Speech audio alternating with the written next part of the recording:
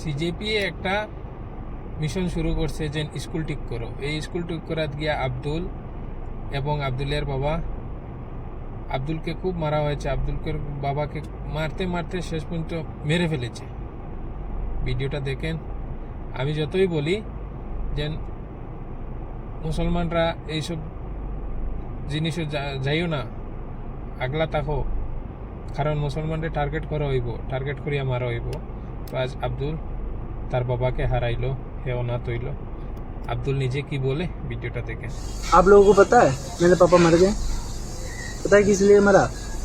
क्योंकि उनका बेटा स्कूल ठीक करने चला था, गवर्नमेंट स्कूल ठीक करने चला था, मार दिया मेरे पापा को। बीजेपी के लोगों ने मार दिया मेरे पापा को। अभी डेड बॉडी लेना आया हूँ उनका, पोस्टमार्टम होगा।